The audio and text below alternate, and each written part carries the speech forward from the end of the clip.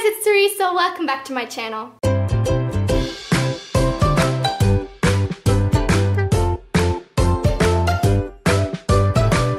So today we're gonna be doing my May wrap-up. May was a great reading month for me. I got through 13 books, which was really surprising. I honestly didn't think that was gonna happen after April, but I read some really good books. I also read some pretty bad books. So because I think that this video is gonna be pretty long, we're just gonna dive right on into it. As always, we have some stats to talk about, so I've written them down this time, I think, hopefully. In terms of stars, this month I had 2 2-stars, 3 3-stars, 6 4-stars, and 2 5-star reads. So overall, apart from the few outliers, I'm pretty pleased with it. So that comes down to an average rating of 3.6 stars. And for this month, I also wanted to kind of calculate how my rating fell like among like the other reviewers. So I wanted to see like what the average rating was and the average rating of the books basically, and kind of compared it to my average rating, if that makes sense. I just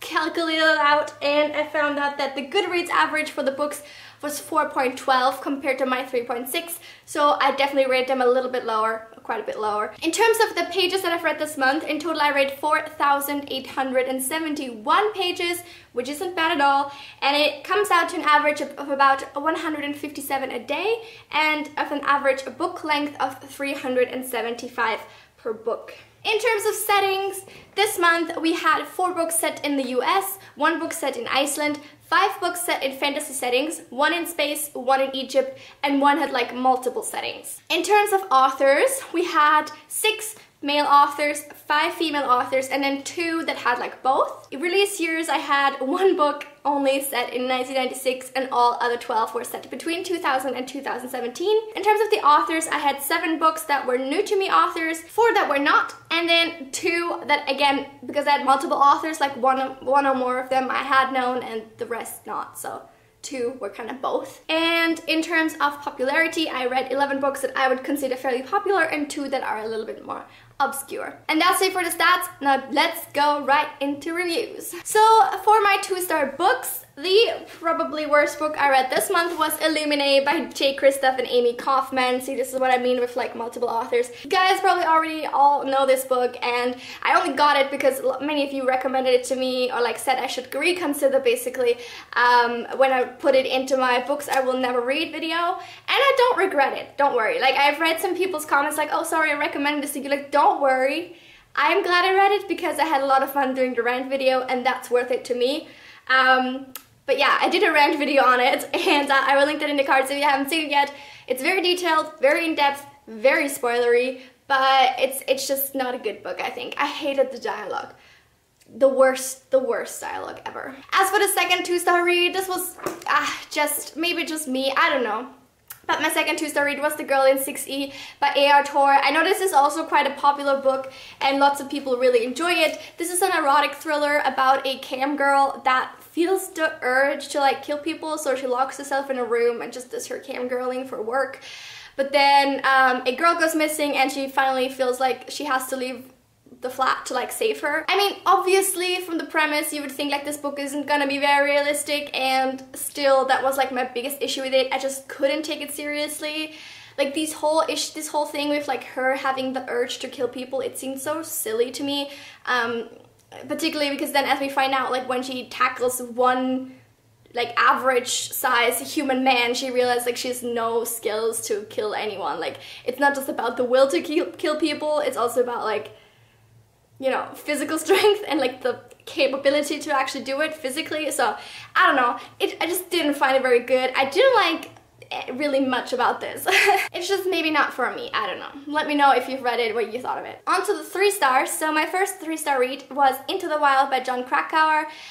This is my second Jon Krakauer book after Into Thin Air, which is like already one of my favorite books of the year. However, Into the Wild wasn't just quite as good. Into the Wild, if you didn't know already, it's fairly popular. There's also a movie about it. It's about this guy that sort of sets off into the Alaskan wilderness to like live off the land and live by himself, and then he passes away, and people sort of kind of criticized him for being reckless and not well prepared and all that stuff, and Jon Krakauer kind of examines like his life and like what led him to that point, and if he really was as unprepared as people think, or if he like sort of, you know, purposefully put himself in the situation to see if he could cope with it. And honestly, I just like, there wasn't just much intriguing about this at all. I kind of thought that there was going to be a plot twist somehow. Like, I know it's a non-fiction story, but still I thought like there was going to be some big reveal about how he died or whatever, but it was just all very underwhelming. And I know it's really harsh to say that about somebody's life, but I just like couldn't get myself to care, really. It seemed like he was just this privileged guy that like wanted to get away from civilization, and like he gave away all his money, and like he did, I mean, even if he did all that on purpose, like it was just all very foolish. And I don't know, I don't want to judge his decisions in, like, that's not the reason I gave it a 3 stars. I just like, overall the book just didn't speak to me the same way that Into Thin Air did, and I just couldn't connect with it, really. My next 3-star read is Smoke Gets in Your Eyes and Other Lessons from the Crematory by Caitlin Doughty. This is another non-fiction short story collection. And Caitlin Doughty, if you didn't know, is a YouTuber. Her channel is called Ask a Mortician, and this is just about basically like short stories, just like about her life. Autobiographical short stories about how she got into the business of being a mortician and like her work at a crematory and things like that. And again, I feel like I went into this book with like wrong expectations, because I thought it was going to be more about like general death traditions, or like just weird, creepy ways that people have died, or like anything, like, I don't know, just like kind of, I was kind of morbidly curious about those things. And then what I got is just basically a whole bunch of autobiographical short stories, which just wasn't really what I was looking for, especially since I don't really know the author. Like, I don't really watch her videos and stuff like that, and I couldn't, again, really connect with it. Also, the short stories seem a little bit disjointed to me. Like, oftentimes it didn't really make sense why she would put certain things in certain stories that didn't, I mean, they had a title, obviously, and they did have a general theme, but for me, I just felt like most of the time, like, oh, this could be in any of these stories. Like, there's no reason why this little tidbit needs to be in this specific story. And she also seemed to be just making the same point over and over again without really adding anything new at a certain point. So yeah, overall a 3-star. It was okay, but nothing mind-blowing to me. And then for my last 3-star, I need to also dip into my 4 stars a little bit so that this is not completely incoherent. My last 3-star was The Shadows of Self by Brandon Sanderson, and I read this, it's not a trilogy, I keep saying trilogy. I also read The Alloy of Law, which I gave 4 stars, and The Bands of Mourning, which I also gave 4 stars this month. And if you want to hear my thoughts on this series, or the parts of this series that are currently released, I also did a video on these, so I will link that in the cards and in the comments, in the description below, so you can go and check it out. More 4 stars, yay! Okay, I have so many this month. My next one is Burial Rites by Hannah Kent. This is a very popular novel, I'm sure all of you have heard of it before. This book is historical fiction set in Iceland, and it follows this woman called Agnes Magnusdóttir, who was convicted for murder, and that's actually based on a real story, or like a real person. I don't really know like to what extent the story follows her life, but basically she is like waiting for her execution, and so she goes to this farm to live with this family, and also there's like a priest that comes to talk to her, like talk her through the last days or weeks of her life. And over the course of that time, she like reveals her life story and like what actually happened when this person was murdered and things like that. So I really enjoyed it. I think it's such a atmospheric novel. Like, I was in Iceland, I spent like 10 days there last year. I loved it. The way that this book is written really made me feel like I was back there. Like, I could feel myself like shivering, even though it's summertime, like in sort of sympathy with Agnes, or like anybody else basically living in Iceland. And it's just like really well written. It's not like plot driven really. There's like nothing happening, like they're only on the farm like for the entire book, but you do obviously get like these flashbacks and whatever, and I just really enjoyed it. Like, I can't really say much more about that. I have another non-fiction in these 4 stars, and that is Unbearable Lightness by Portia de Rossi. This is a memoir of Portia de Rossi. Apparently, I didn't know this before finding this book, she also suffered from an eating disorder for a really long time. And this book is basically like just her memoir, yeah, and it definitely focuses obviously on the eating disorder aspect of it. I thought it was really heartbreaking to read, really interesting, because for her also, like, she struggled a lot with coming to terms with her homosexuality, and that really had a huge impact on her eating disorder, because from what I've gathered, she kind of used the eating disorder to kind of stay a child so that she wouldn't have to face her sexuality, which like logically really makes sense, but it also is just like so heartbreaking that somebody would have to go through that. So I found it really well written, really engaging.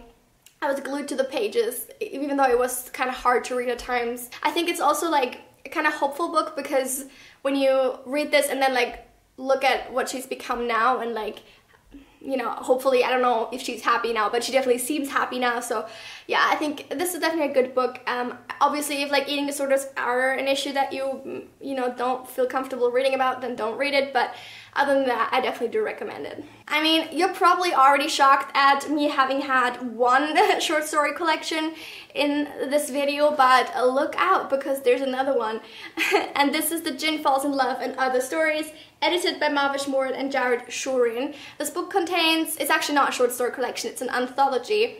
And it's like, I don't know, 20 plus short stories, all by different authors, all surrounding the jinn. And when I picked this book up like months ago, I think I only read 2 or 3 stories and I really couldn't get into it, but somehow I picked it up again after a book that I will mention in my 5 stars, and it really put me in the mood to read about jinn, and I literally blew through this in like 2 days, because I started really enjoying it. All stories are so unique and different and very like creative. I was surprised by how many of them were kind of set in a contemporaneous setting, because to me that's always like sort of like a historical setting is what I imagine when I think of jinn, and like all the books I've read so far also that had to do with jinn have also been in a historical setting, but a lot of these actually set in our time or even in the future. So I thought that was really cool and like a really interesting take on the myth. There were definitely a few that I didn't completely get what they were trying to like get across, and one where I straight up think that there isn't a jinn in there anywhere and I'm confused why it's here. They were all really enjoyable, and I definitely recommend this if you're into jinn or looking to get into them. By the way, I forgot to mention it, but this book is actually not just love stories. Like, that's what I was thinking. Like, I thought they were all gonna be romance stories. There's some include elements of it, but it's never really the only focus, except for a few outliers, but most of them don't focus on that like specifically. And then my final 4-star read was Red Sister by Mark Lawrence. By the way, if you want to like hear my thoughts on these as I read them, like I put up 2 reading vlogs this month talking about like just as the books as I was reading them, and a lot of them obviously make an appearance, so I will link them as well if you want to check them out. But this is definitely one of these books that I read during the reading vlog, and so I already talked about it quite a bit, but I'll just try to condense my thoughts a little bit more here. Basically, this is a fantasy novel, and it follows a girl called Nona, and she's actually supposed to hang for attempting to murder someone, but she gets rescued by a nun and taken to the Sweet Mercy, Convent of Sweet Mercy, where she's supposed to be training as an assassin. And it's a really cool book. I really like assassin books. I really love them.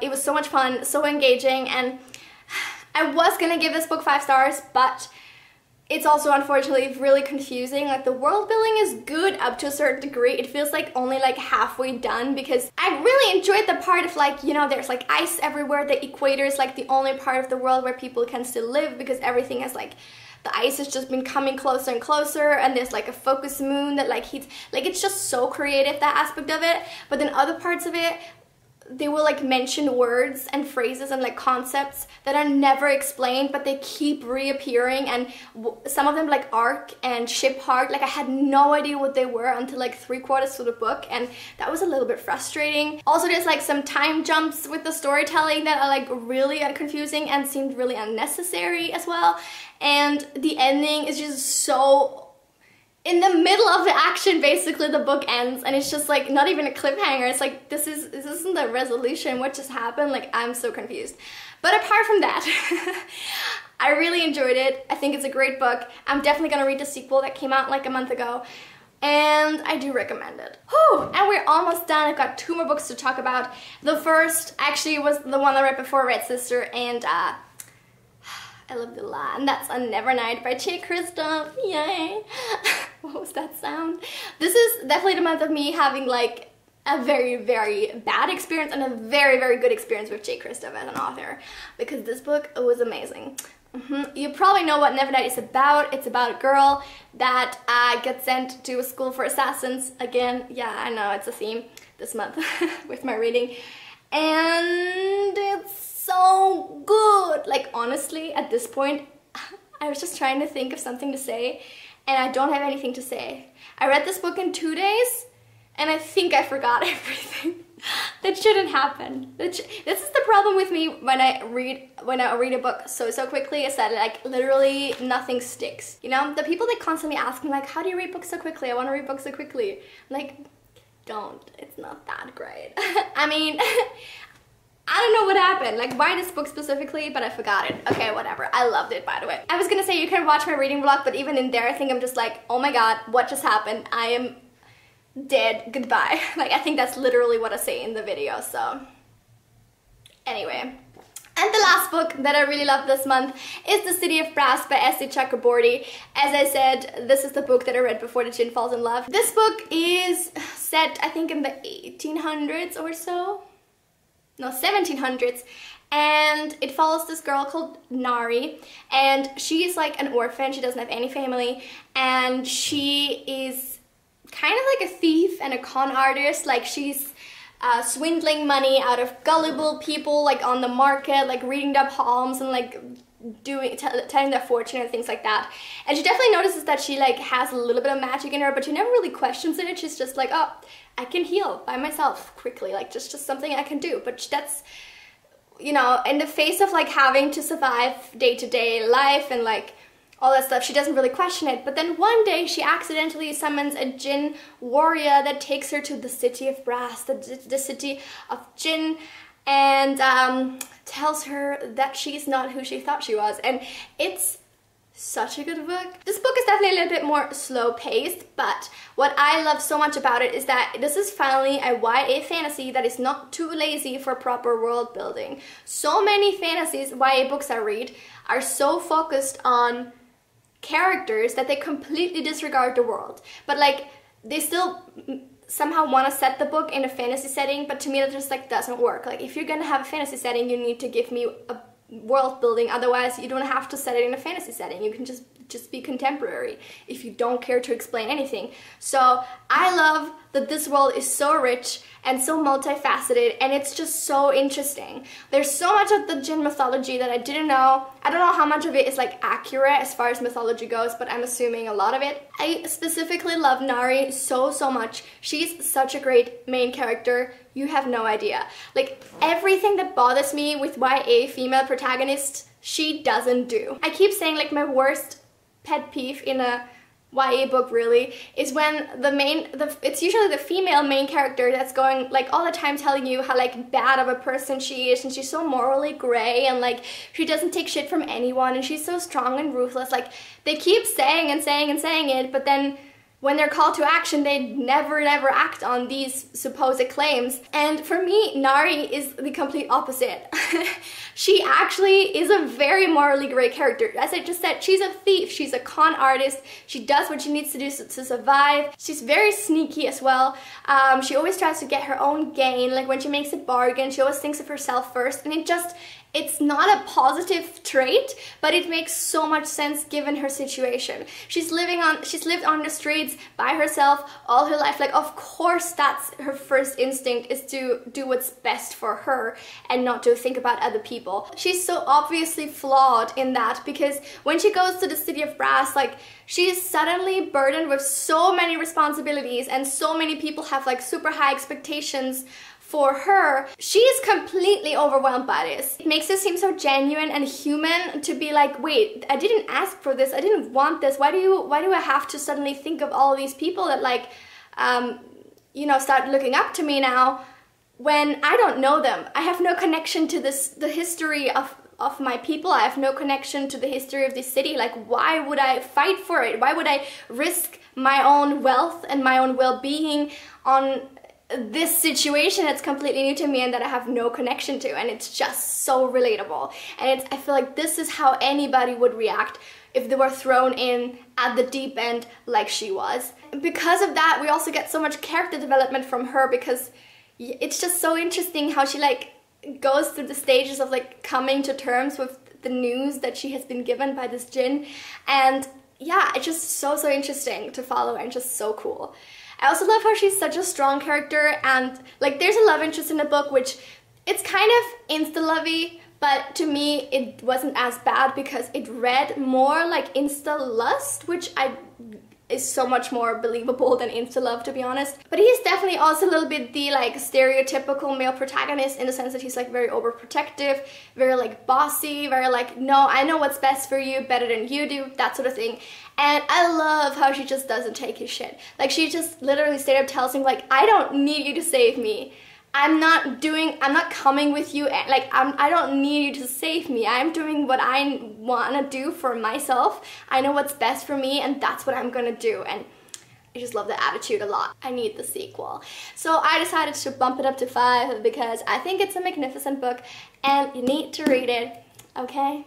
Okay. Congratulations, you have made it through my May wrap-up. These were all the 13 books I read in May. Please give this video a big thumbs up and click the subscribe button if you wanna follow my channel. And also don't forget to click the little bell icon next to it if you actually wanna be notified when I upload, because otherwise you might just miss out on some really cool videos. Let me know in the comments what was your favorite book that you read in May. For me, it's like a tie between these two, obviously. I mean, it might not seem that way because I had so little to say on Nevernight. I don't know what happened with my brain. I think I went to like a different realm while reading this, and I was so absorbed by it that I came back an amnesiac somehow. I don't know. I'm really embarrassed. I'm really embarrassed, but I did love it. I loved both of these a lot. I do think I actually loved Nevernight a little bit more, but both of these are fantastic and you should read them. So thank you again so much for watching, and I will see you very soon with a new video. I upload every Tuesday and Friday, so look out for that, and I will see you then. Have a lovely week. Bye!